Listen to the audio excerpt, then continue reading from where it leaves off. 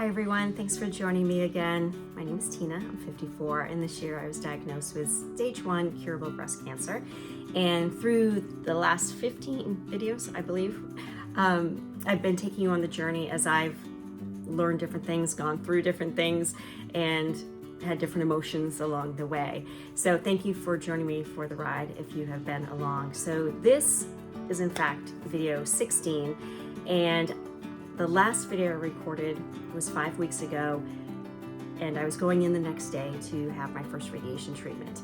So I thought I would get through my radiation and then I'd come back and record, but now in fact it's been 2 weeks and I needed a little bit of that downtime, and I also have been in the midst of some other things that, because life continues, believe it or not, that I've had to deal with as well. So here I sit 2 weeks post radiation ending, and I'm going to share with you some of those details.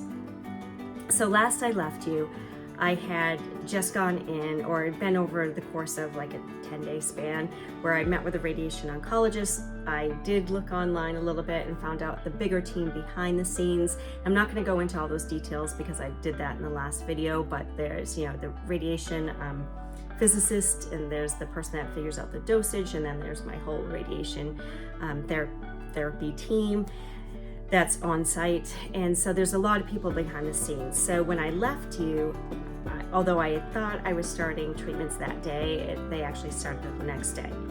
What I did know at that point, and shared in the last video, was that I was going to be having 16 treatments. Now, I thought it was a little bit arbitrary number, not arbitrary in a sense that, grabbed out of the sky, but arbitrary in a sense that it was special to me. When in fact, when I went and researched a little bit more, there is kind of a standard of care for my particular situation, being the invasive breast cancer and breast conserving surgery that I had. So again, I had a lumpectomy on my left breast. The intention is that the whole breast was going to be radiated, and was radiated, and they come at a different angle. So that's kind of what I had. So the 16 dosages, or fractionated or hypofractionated doses is based off from 42.5 grays. And a gray, just so I don't misspeak, let me find it here. 1 gray is equal to the absorption of 1 joule of radiation energy per kilogram of matter. Then that dose is hypofractionated into the 16 fractions and delivered over approximately 3 weeks. So in my case, I was very thankful for this. We started on a Wednesday, which meant mine went over 4 weeks. So it was a 3, 5, 5, 3. And that allowed me to have the weekends to give everybody a break, give my organs a break, give my cells a break, the healthy cells to recover a little bit. So that's what worked for me. From what I've read, that's becoming kind of the standard of care in the United States and elsewhere for my particular situation. But obviously, if I've learned nothing, this whole thing, and again, I've learned a lot, is that each of us is very different, and so it's not all the same out there. So what they have found, the studies are finding that this regimen can be as effective as a previously standard 50 grays in 25 fractions in preventing local recurrence and improving long-term outcomes. So that is why the 16. So it was not arbitrary. And I have to say, once I learned that piece, it actually gave me peace a little bit to just know that it's a standard of care. And so then the next day after I recorded, I began.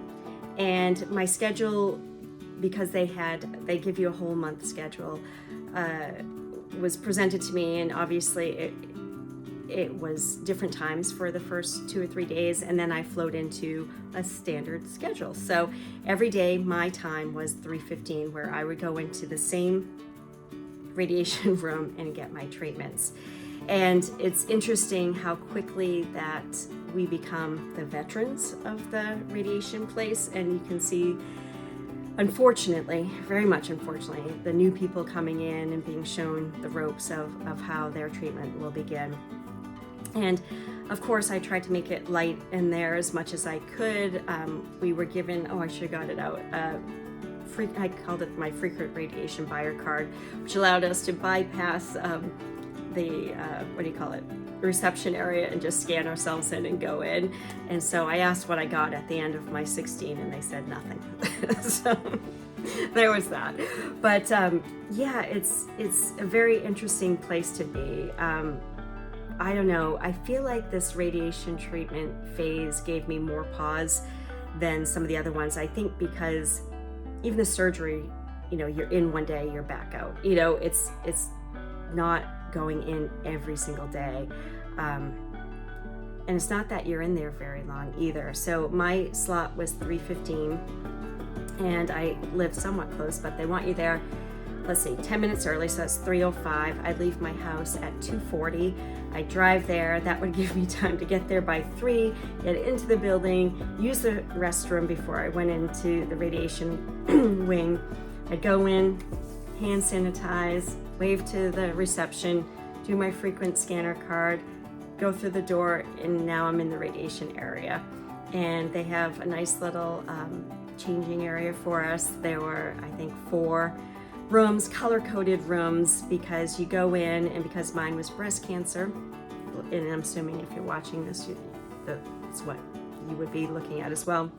You leave your bottom parts on, even down to your shoes, take everything off up top, put a gown on so that it's open in the back, and then a robe on over that because you're sitting out in a little waiting room and you don't want your backside open and flowing in the breeze there. And when I said color-coded, they have these, so you put your stuff in a locker, and the locker the key has a little, you know, those little color, like could be red or blue or whatever, elasticy thing. So that goes on your wrist so you don't lose your key and you can get because you don't take anything with you. And thank goodness, because some days I forgot which room I was in. I could look at that. Some days I forgot my key altogether, quite honestly. And then you go and sit in the community radiation room for all of us waiting for radiation. And you know, it's kind of humbling. You know, some days my team would be ready for me to come right in, and whereas towards the end of the day they wanted to be able to get out of there at 4, so you know, they were pushing us through a little bit. Other days I'd sit there, and some people would be more chatty than others. Some you know, were having longer treatment periods as far as duration, more than 16 days. And you could see it in their face a little bit. Others were older and needed assistance, so a family member of some sort would be there with them. Some people just looked a little defeated. Some people were still light and bright, and it was just interesting to watch all that. So from there, you go in, and once they get you and you walk into their kind of area where all the monitors are, and I would state my name, Tina Durpo, and my date of birth, and that I was receiving treatment on my left side, and they would escort me into this door, through this door that, I don't know, probably yay thick, because they're gonna flee out of there when I stay in, and you know, go around the corner. It's usually 3 to 4 people, or 2 to 4 people that would be with me through this, and somebody was already in there situating the table for my specific treatment, had already cleaned it down from the last people that were in there, putting the, you know, I was gonna say sheet of, I don't even know, it wasn't the crinkly stuff at the normal doctor's office, but putting something down. And you know, I'd go in, take off my robe, take off my little wristband, get up on the table, get my head situated. As soon as while I was doing that, actually, and then I'd take my arms out. It would fold down to my waist, so your breasts out all the time. While I'm doing that, we're talking, they're getting things situated for the machine. Somebody is putting a rubber band around my feet to hold my feet together. You can't move during all this, obviously. As soon as I'm down, my arms are up and holding on to something. They're taping a breathing monitor to right below my chest. because I was going to be doing a breathing exercise that would shift my heart out of the way. That's why that was on there, so I could tell when my breath got to the level that it needed to be and where I needed to hold it. And some days that was tougher than others for some reason. They would tape that onto me, then they would tape my right breast out of the way of the radiation. So I'd have the tape on 2 spots, and I'd be taped to the table. So afterwards I couldn't get up on my own. The very first day there was a student, oh my God, this is where I am now. My brain doesn't come up with my words as fast currently. Not a resident, but somebody learning and going to school, and she was just a young thing, but she put the tape right across my nipple. And I'm like, okay, it was my first day, so I had a lot of other things going on, and I'm like, that's fine. But remember, like, my nipples have been through something already, and they're in a different place than they were just a few months ago. So we finish, and she comes and she took the tape, not from the short side, but from the table side, and lifted it up in the air. And I felt my whole, I thought everything was just gonna tear off with it. So I had to mention to them later, can you not yank my nipple off, please? But they were very nice. And yeah, once they got me all set, there'd be one on each side of me who would shift the table to line up my tattoos, and I'll show you one if you'd like. All right, right center, you can see my scars too, but there's a dot. So I have that dot there, and then one under each arm. So they make sure those are lined up. They tip the table a little bit.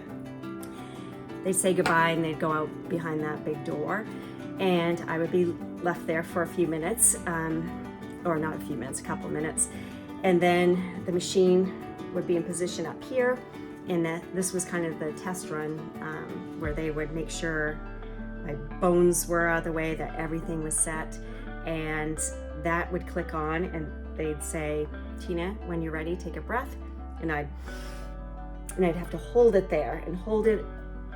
I could see my breathing, and I'd have to get this bar up into here and hold it in that space, usually for about 30 seconds, without it coming down, or else the radiation would have stopped. So they test it there, make sure everything's right.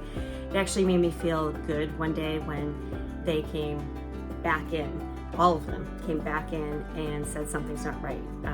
Your bones aren't lined up right, and they started from scratch and did it over again. So that made me kind of feel better that they're making sure everything's set.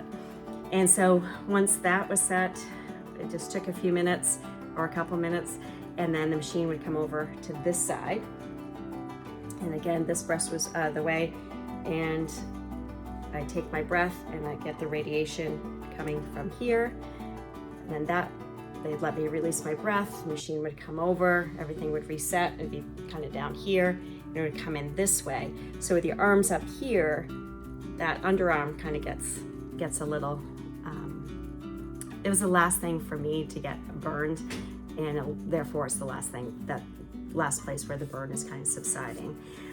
But that was it in a nutshell. And then they would come in, I'd be able to get one arm down, I'd have to wait on this arm until they were able to untape me from the table via my breast, and I was up and out.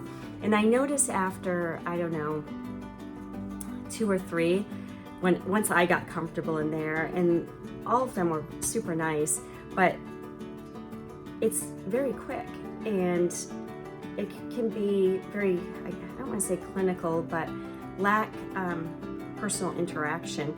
And I'm like, they're gonna know me. So from the time they would start with me, I would just start talking. And they knew about my kids, they knew about me, they knew what I was doing for the weekend. I was asking them what they were doing for the weekend. It was over Mother's Day time as well, so I would ask questions there. And so by the end, they got to know me and would ask me questions of my family. But everything in that radiation experience happens so quickly. Like my first meeting with my radiation oncologist, I may have seen him one other time from then, but during my mapping, I had to go to a different office so we could speed up the process. So I saw a different oncologist. Oh, each Monday, at least for me, we had a radiation side effect check with the radiation oncologist. So I would have my treatment, and on Monday morning, so on 3 different Mondays, I would go in a room with a nurse. She'd ask me questions.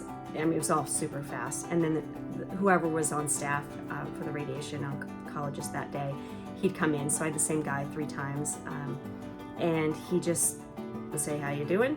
And he'd look to see that everything was okay. You know, they prepped me that about halfway point is where you'll start probably feeling the redness, and the redness will become more, which was true. I think I was day 13, which would have been a Friday. And then I had a break over the weekend, and then I came back for 3 more. And by the end of that, I was starting to pink up. I didn't take a photo until a week after, and I'm gonna post it right here. So that's me a week after. So what they tell you is that not only the fatigue, well, let me step back. So I think I've talked about in the past that radiation is unlike chemo, obviously, but you know, chemo is going to hit you and hit you hard. Radiation is cumulative and it builds on itself. So the burn got worse over time, including up to 2 weeks after radiation stopped, as well as the fatigue. I'm going to add brain fog to that as well. Towards the end, the last couple days, then going into that first week of not having radiation, I was starting to find it a little difficult to just come up with a word, you know? And some of that could have been perimenopause too, because in the midst of all that, I should have had a period and I didn't, but I had the symptoms of it, not all the symptoms. And so could be a combination of that for me, the perfect storm of it, I guess. But yeah, you know, that's how I went through. So it was over 4 weeks, 16 fractions, as they call them. And on my last one on a Wednesday, so 2 weeks ago, my kids and my partner came with me. So that was the only one I brought someone, because at the end of the day, I was from leaving home to getting back to home, unless I had errands, it was 1 hour. I was usually in there for just, you know, the getting ready and having it and getting dressed again and coming out. It was about a half hour total, from car to car, and then from house to house was about an hour, I would say. Yeah, close to it. So I keep back. I'm so scattered. What I'm very, very thankful for is the fact that it was that close, because I was sitting in there one day and this older gentleman in a wheelchair was going through treatments, and he had his wife and adult son there with him. So they were in the treatment cancer waiting room, and they were coming from over an hour away. So every day, and I don't know how long his treatments lasted. Like, I met another man who was having 39 treatments. So you just don't know where people are in their treatments. Tired of getting up and coming in and doing that trek for a 15-minute treatment every single day is a lot. So I am completely thankful that that wasn't the case for me, that I was closer to a facility that could care for me and get that done, and that it was 16 treatments versus what I say the original was like 25 before they started doing some studies on that. Okay, I got a little sidetracked there for a second. So on my final day, my kids and my partner came in so that I could ring the bell, and here's the picture of us as I rang the bell, and yeah, went out to dinner and got an ice cream after, and just trying to remember to celebrate those moments, because there's been big things at each chunk of this, and you know, it's a long haul, and it's, you know, sometimes we're like, okay, it just needs to be over, or maybe we think that people are tired of hearing about our story, but it's, each thing takes a lot out of you. Like, these 2 weeks since have been more than what I thought it would be, and it could be what I have going on in life too. But the burn you know, got a little worse there. So it would wake me up at night if I rolled a certain way. The fatigue was hard for me to listen to. I should have practiced because of fatigue after surgery or whatever. There's thinking to the future.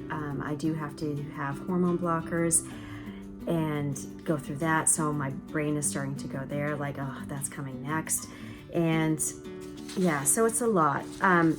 The very next day after it ended, I don't know if I had that sense of relief or if it was the, you know, premenstrual, non-menstrual phase that I was in, or the perimenopause, or tiredness of just all of it. Or maybe it was just all of it. I don't want to say I lost it, but it was probably my toughest day of this whole process, not just radiation, the entire, and I'm talking surgery too. I fell apart a bit. I told my partner that if I was like the, what do you call it, the Pillsbury Doughboy, instead of pushing me and I would giggle, he'd push me and I would leak. And it wasn't like crying tears, it was just this release that I was feeling. And I had this low tolerance for anybody telling me I was fine. You know, I've told everybody that I'm fine this whole time. But I got to the point where I'm like, no, this is something. I just went through something. And I don't know. Yeah, so that was my roughest day. I went into the Dempsey Center, the cancer care place, later that day, or maybe it was, I don't know, it must have been earlier that day, or it was the next day. Yeah, the next day. And after the treatment ended on a Wednesday, and I did it was restorative yoga and Reiki, and they had 2 other people that were going around and offering massage. So it was a room full of women with cancer. And that was a weird place for me to sit too, but the woman that went around and did Reiki on you, like, she came by and my eyes were just leaking. And I said, really, I'm fine. She's like, oh my God, you need a tissue? I'm like, no, really, I'm fine. I think I've held it together and it's coming out now. And then the massage person came around. She's like, I said, don't mind, because it was just running. I wasn't sobbing or anything. It was just running and running out. And by the midway point of that, it subsided and I was fine.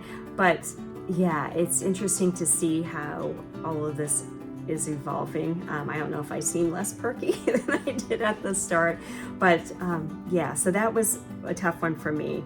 Since then, the very next week, I met with my medical oncologist team, a very nice nurse in there who sat with me for about an hour, purely talking about tamoxifen, talking about me, talking about where I was physically, mentally, where I was in being ready to start it. And we got to the point that there will be side effects, and I don't know to the extent. I don't know if they'll be about the same as perimenopause or worse than perimenopause, or what they'll be, but potentially these are for the next probably 7 years that I'm going to be on this every day, and these will be my side effects. So that's why that's wearing on me a little bit. The other part is that having gone through radiation, you know, she really emphasized that I need to keep this expanded because there's fibrosis where this, so my body is going to want to come this way and I need to kind of keep it out. So, you know, there's just things that the long-term effects, although I got my heart shifted out of the way for the radiation, you know, as the radiation oncologist, I was asking him about my lungs, and he's like, oh, just a little bit, you'll be fine. But there are potential effects long-term for that too. So it's heavy stuff, you know, and yeah, so anyway, I met with her, she was great.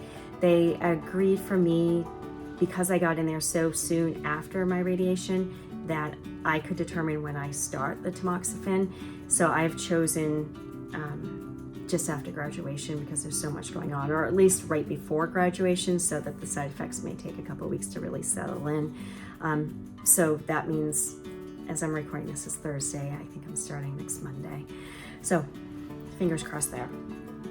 what I've been doing in the meantime. Oh, one thing I learned, and I don't know if I shared this, we finally figured out what was going on with my back, aside from my typical back problems, because I knew that wasn't solely it, but my piriformis was basically seizing up, which is kind of that little muscle like deep in your butt.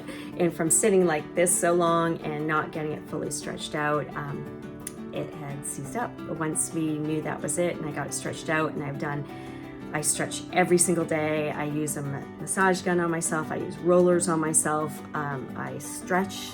I've had massages at the Dempsey Center. I can now step out of bed and have been for about a month now. And that is life-changing, because that was starting to be a little debilitating. So good to know that. I also saw plastics last week. So 1 week after my radiation ended, I got the all clear that I can attempt and build up to my biking and kayaking and stuff, because I was concerned about this under here and just it's still feeling tight. So I need to keep everything moving. Yeah, as far as what she thought of these, I'm gonna go back in 6 months to see, because there's still some swelling, and then she offered to go back into the right to even them out a little bit more, because you don't know how radiation is going to treat when they tighten up a little bit. And I'm like, that just seems not fun. And she's like, no, I would agree with that. So there's a couple spots you may have seen where she tied off the knots down in here. She might like trim that up and stuff, but plastics was great. And then what next? Graduation, we kind of had to delay some celebrations. I had a child come back from a big trip in France that we need to really acknowledge and celebrate, and last days of school and celebrate, and me being done radiation and kind of finding my new norm, doing all those things. So we need to do that. Oh, today I have a colonoscopy. As I'm recording this, I'm finishing prep, and I go in a couple hours for my colonoscopy.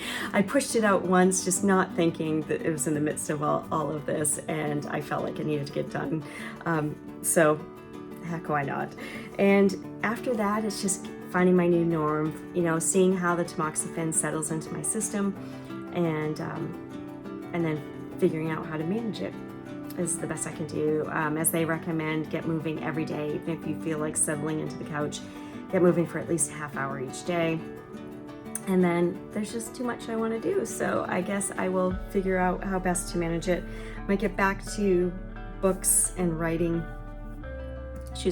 and coming on here and recording those. And, I might come on and give a quick little recap. And here's where I am. But I think for now, this may be the last one for a little bit, since we're caught up. So when I shut this down, you're up to current time with me. Yeah, I'll have upcoming appointments here and there with the surgeon's nurse who did the lumpectomy. I think in another week and a half, I have my annual physical. Let's just throw that in there. Next week or week after, but really it's getting back to life a little bit, and I'm excited for that. So I will come on at some point and just share, and I'm sure I'll share things within the other videos. But for those who have joined me, thank you. 16 videos, and we are done with this. Yes. Yeah, so I wish you all well. I thank you for joining me. If you are going through this yourself or have somebody who's going through it, my thoughts are with you. Feel free to always comment. Even if it's an old video or this video has been posted for a while, I see the comments and I try to hop on there and comment back. So take care. Much love to all of you.